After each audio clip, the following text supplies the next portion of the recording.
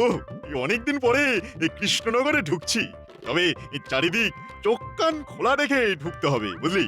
না না, এদিকের আবহাওয়া একেবারে পরিষ্কার, ধারে কাছে কেউ কোথাওটি নেই গো। তো সাবধানের মান নেই। এই কেউ যদি এসে খপাত করে ধরে তাহলে হ্যাঁ?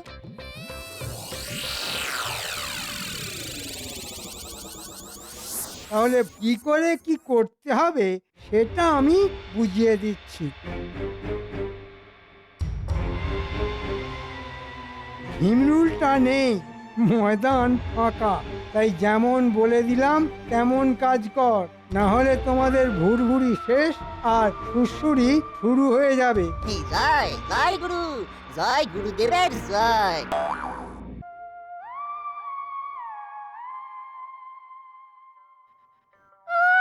বাপের বাড়ি গিয়ে দুদিন যে একটু শখ আহ্লাদ মেটাবো, তাও না সহ্য হলো না গো।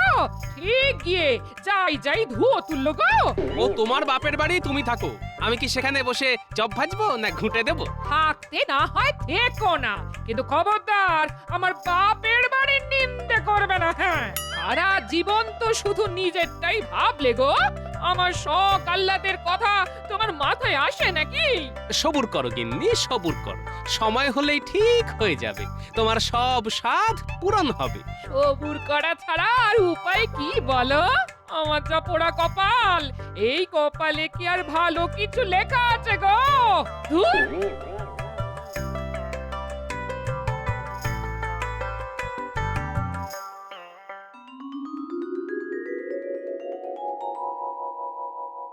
এই একটা খবর শুনেছো? এই কোন খবরটা বলতো? ওই যে ওই বাবাজির ব্যাপারটা তো?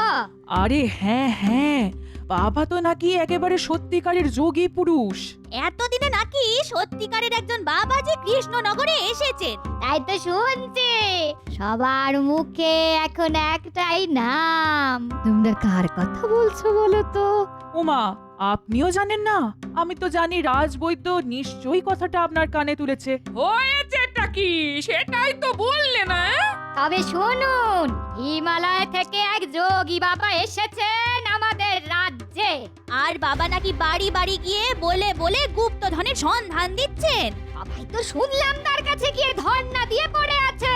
আরে এই কথাটা তোমরা আমাকে আগে বলতে পারোনি? না না না, আমিও যাব তার কাছে।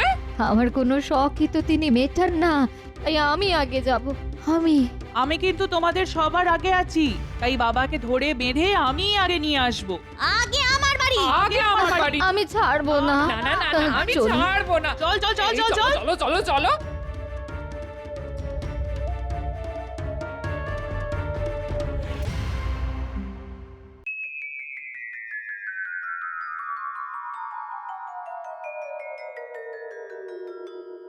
ওই তো, ওই দেখ দেখ দেখ, বাবা নিশ্চয়ই বচন দেওয়া শুরু করেছেন। দেখ দেখ দেখ দেখ দেখ। হ্যাঁ হ্যাঁ, চল তাড়াতাড়ি চল, একেবারে সামনে গিয়ে শুনি। ফট ফটাস ফটাস ফটাস খুলে যাবে সবার কপাল, ইধার উধার যেখানে দেখবি সোনা দানা এত পাবি, ফট ফট ফটাং ফটাস। কার বাড়িতে কোথায় আছে গুপ্তধন সব বাবার জানা। বাবা ইচ্ছে হলে যাবে আর গুনে গুনে ঠিক খুঁজে বার করে দেবে। হ্যাঁ, ও, বাবাকে যদি একবার কোনোভাবে বাড়ি নিয়ে যেতে পারি তাহলে কপাল খুলে যাবে। তাই নাকি? তাহলে তো আমি এখনই বাবার পায়ে গড়িয়ে পড়বো। বাবা, হ্যাঁ, দেখে তো মনে হচ্ছে বাবা কাউকে খালি হাতে ফেরান না। আমার বাড়িতে চলুন না বাবা। বাবা যখন ফর্সা করে দিয়ে কেটে পড়বে তখন টের পাবে। বাবা বগল বাজাবে আর তোমরা সাপড়াবে কপাল। আপনি আমাদের বাড়িতেই থাকবেন বাবা? চলুন আমার সঙ্গে, চলুন চলুন। তবে তার আগে আমার ভাগ্য গুণে একটু গুপ্তধনের সন্ধান দিন না বাবা। আরে এ তো গোপালের গিন্নি। এই না না, এদিকে যা হচ্ছে হোক, এর ফাঁকে মোটা গোপালকেও একটু বেগার খাটিয়ে নি। হ্যাঁ, এই আমাকে কিছু বললেন বাবা? না, তোকে দেখে মনে হচ্ছে খুবই কষ্টে আছিস। হ্যাঁ, তাহলে শোন, তুই বরং ততক্ষণ কাজটা খানিক এগিয়ে রাখ, হ্যাঁ বুঝলি? তারপর আমি না হয় সময় করে যাবো একবার, কি বলিস? হ্যাঁ? আমার কি সৌভাগ্য, বাবা আমার দিকে মুখ তুলে চেয়েছেন। জয় সাধু বাবা, জয় জয় সাধু বাবা, জয়।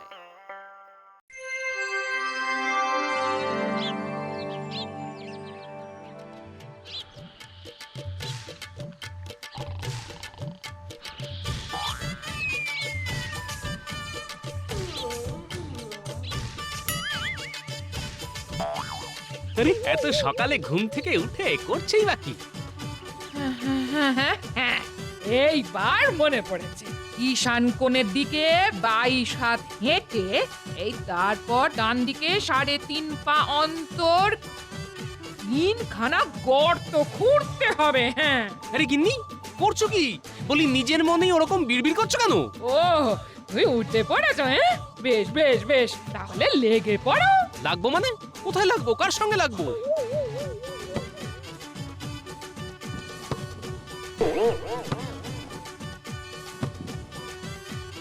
এই এই দিকটা খোঁড়া হয়নি। হ্যাঁ হ্যাঁ হ্যাঁ, এইখানটা এইখানটায় থাকতে পারে।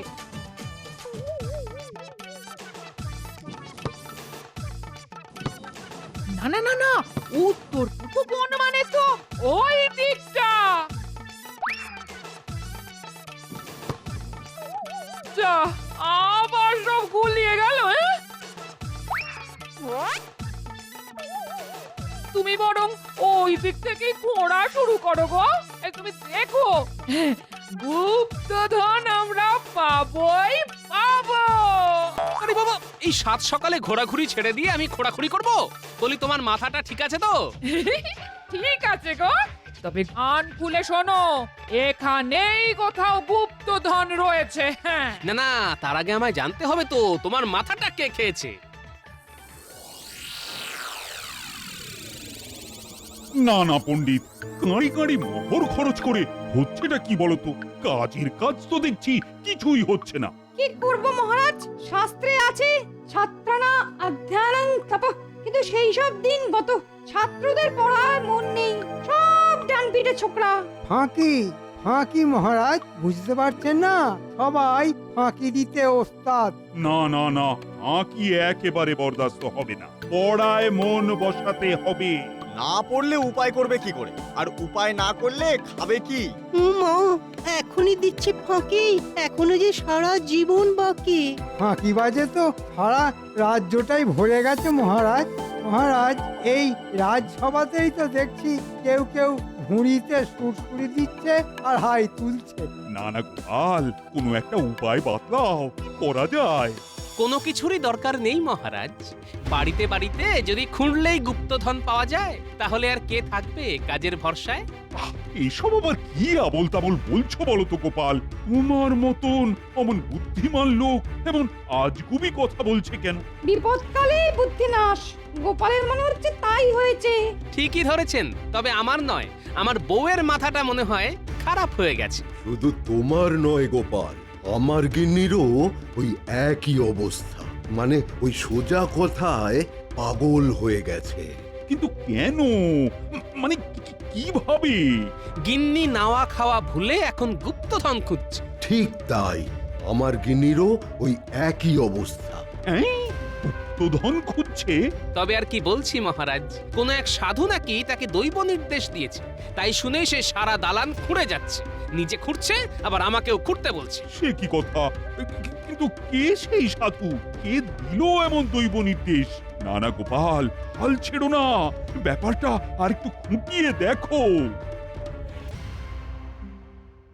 ও গিন্নি, গিন্নি, বলি অনেক তো খোঁড়াখুড়ি হলো, কিছু পেলে? না, এখনো পাইনি। তবে আর কি, এবার তো বুঝলে ওইসব গুপ্তধন টুপ্তধন বলে কিচ্ছু নেই। না না বাবা, এত সহজে হাল ছেড়ে দিলে কি চলে? ওরে মাথা মোটা, ঠক ঠক করে মাটি না খুঁড়ে টুক টুক করে বইয়ের পাতা উল্টা না, কাজের কাজ হবে। মাটি খুঁড়েই যদি বড়লোক হওয়া যায়, তাহলে বই পড়ে আর কি হবে দাদু? খুঁড়ে খুঁড়ে তো দালানটাকে খাটাল বানিয়ে ফেললে, তবু কিছু পেলে কি? আমি না পাই, চেষ্টা তো চালাই, তারপরে তো সাধু বাবা আছেনই।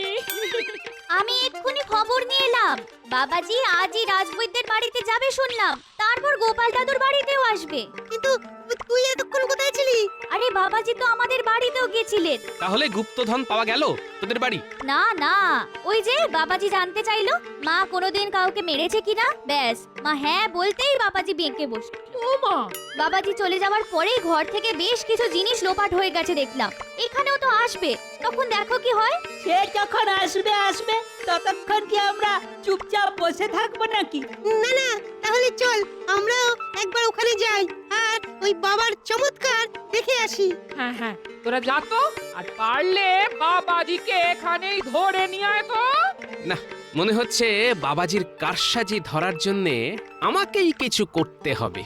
তবে তার আগে দেখি বাবাজি কতবার বাড়তে পারে।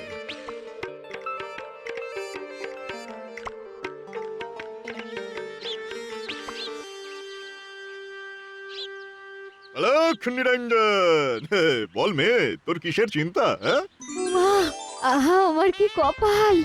বসুন বসুন সাধু মহারাজ। আরে ওই মেয়ে, তোর কপালে যে রাজ ঐশ্বর্য লেখা আছে রে। এ বিশ্বাস হচ্ছে না?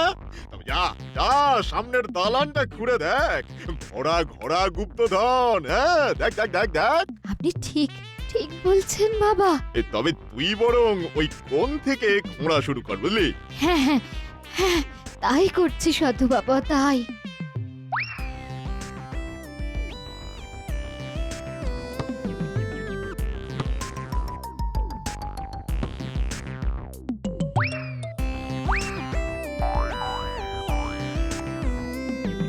সাধু বাবা ওইদিকে ওকে ব্যস্ত রেখেছে, এই ফাঁকে আমি আমার সাফাই অভিযানটা চালাই। হ্যাঁ,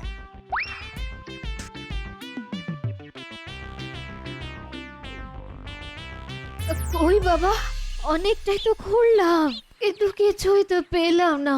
না না, আমার গণনা ভুল হয় না। আচ্ছা, ভালো করে বল তো বেটি, তুই কি কোনোদিনও মিথ্যে কথা বলেছিস? হ্যাঁ, মিথ্যে কথা?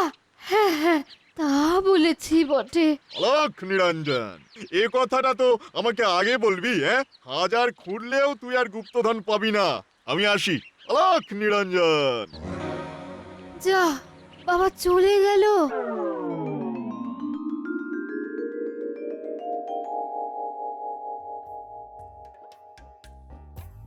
ব্যাপার কি গিন্নি? বেশ হাসি খুশি লাগছে। তবে কি সত্যি সত্যি গুপ্তধন পেয়ে গেলে নাকি গো? না গো না, তার থেকেও বেশি। আজ সাক্ষাৎ ভগবান সাধুর বেশে আমাদের ঘরে আসছেন গো। বটে, একে সাধু, তার উপর আবার গুপ্তধন, তারপর আবার ধন সম্পত্তি লোপাট। না না না, রহস্য ক্রমশ জটিল হচ্ছে। এবার দেখছি এ রহস্যের একটা কিনারা আমায় করতেই হবে। তবে তার আগে বসে বসে ভাবতে হবে। কি গো গিন্নি, তোমার সাধু বাবার যে দেখাই নেই? আসবে গো আসবে, ওই বলেছেন যখন তখন না এসে যাবেন কোথায়? এই মরেছে, এই গোপাল দাদা যে নড়াছড়া বন্ধ করে গ্যাঁট হয়ে বসে আছে। না না, এখন এখানে সুবিধে করা যাবে না। যাই যাই, গুরুকে গিয়ে খবরটা দেই। যাই।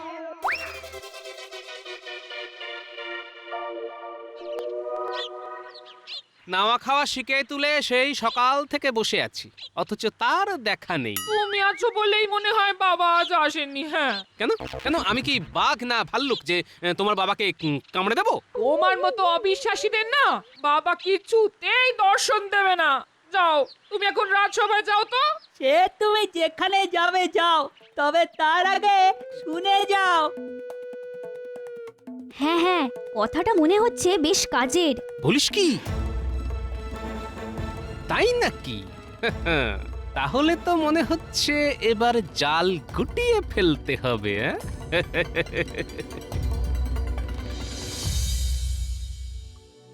কি গোপাল, তোমার গিন্নির মাথা থেকে ভূতের ব্যারাম নামলো? নামলো কি বলছেন মহারাজ? সে তো আরো জাঁকিয়ে বসছে। হ্যাঁ, সে কি কথা? না না, এ মোটেই ভালো কথা নয়। আমি বলি কি, তুমি বরং কবিরাজকে ডেকে ভালো করে একটু চিকিৎসা করাও। না না মহারাজ, ওসব কবিরাজ বৈদ্য করে কিচ্ছু হবে বলে মনে হয় না। বৈদ্যের গিন্নিকেই তো বাবার ব্যামোয় ধরেছে। গোপাল ঠিকই বলেছে, বাবাকে ধরে পাওয়ার বদলে ওই জিনিসপত্র হাওয়া হয়ে গেছে। দেখি এবার যদি ভূত নামে। আমিও তো সেই আশাতেই আছি। সে কি গোপাল, তবে কি তুমি হার মেনে নেবে? আর না মেনে আর উপায় কি? বেটা এমন ফ্যাসাদে পড়েছে, মনে হচ্ছে সাধু বাবার দর্শনেই আমার মুক্তি। সাধু বাবা? শেষে কি গিন্নির সঙ্গে সঙ্গে গোপালের মাথাটাও খারাপ হয়ে গেল? না, আমারও তো এবার বাবাজিকে দর্শন করার জন্য মনটা চনমন চনমন করছে। মনে হচ্ছে আপনার এই ইচ্ছেও খুব তাড়াতাড়ি পূরণ হবে মহারাজ।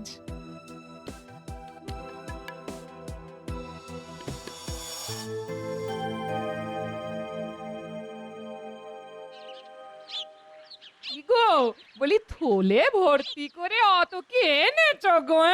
সে না হয় বলছি, কিন্তু তার আগে তুমি আমায় বলো তো, আজ সাধু বাবা এসেছিল কিনা? না না, উনি আসেননি, তবে খবর নিয়ে জানলাম ওনার নাকি কি একটা যজ্ঞ করার আছে। বাহ, চমৎকার! তা তুমি যখন এত কিছু করছো, তখন আমাকেও একটু কিছু করতেই হয়। হ্যাঁ তাই? সত্যি? হ্যাঁ, তার জন্যই তো আমি একেবারে সব গুছিয়ে নিয়ে এসেছি। হয়তো উনুন যখন ধরানোই আছে, তখন লেগে পড়ি। তুমি বরং ততক্ষণে বাবাজিকে নেমন্তন্ন করে এসো। হ্যাঁ, আজ আমি নিজে রেঁধে খাওয়াবো ওকে। ব্যাস, রান্নার কিছুক্ষণের মধ্যেই হয়ে যাবে। এবার মশলাটা দিয়ে ভালো করে নেড়ে নিলেই হয়ে যাবে। ব্যাস, দেখি দেখি এইবার আসল কাজটা করে ফেলি।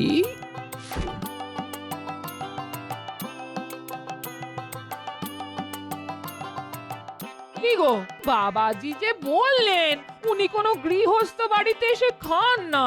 তা তো বটেই, তা তো বটেই। তবে বাবাজি যদি খাবারের কাছে না আসে, তবে খাবারই বাবাজির কাছে যাবে। তবে খেতে তো ওকে হবেই হবে।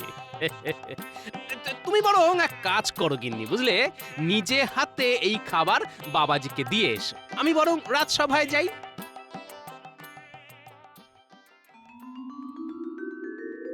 ও, নিজের হাতে ও আজ খাবার বানিয়েছে। সবই বাবাজির কৃপা। জয় বাবা, জয় বাবা। না হলে আমার অমন স্বামীর মন কেউ এভাবে ঘুরিয়ে দিতে পারে? হ্যাঁ, জয় জয় বাবা, জয় জয় বাবা, জয় বাবা।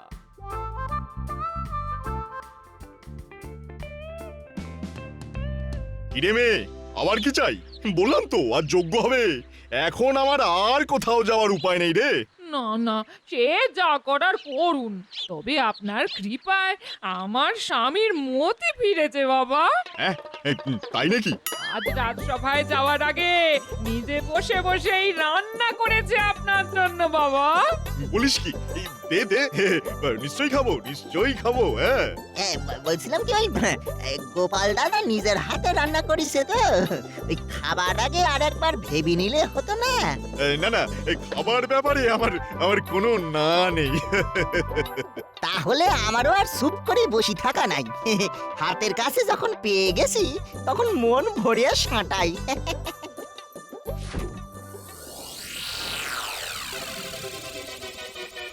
আরে সত্যি তো সাধু বাবা বেশ জাঁকিয়ে বসেছে।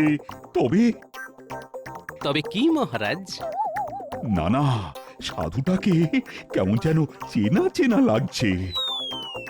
আপনার খটকা এক্ষুনি পটকা হয়ে ফেটে যাবে। আর একটু অপেক্ষা করুন। এই আপনাকে কিন্তু সবগুলো খেতে হবে, সব। তার বলতে কত যত্ন করে বানিয়েছে, আর আমি খাবো না? হ্যাঁ, তা কি হয়? হ্যাঁ, খেয়ে দেখ না একবার, এইবার জমবে খেলা।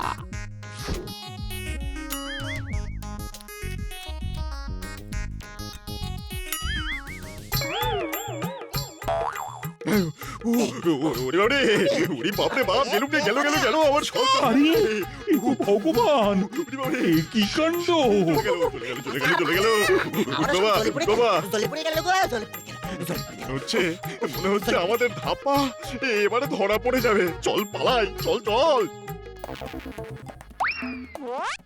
কি রে, আমাকে আমার ভাগ না বুঝিয়ে দিয়ে পালাচ্ছিস কোথায়? হ্যাঁ, তোদের যে খুঁটে খেতে দিল তাকেই কাঁচকলা দেখিয়ে কেটে পড়া হচ্ছে।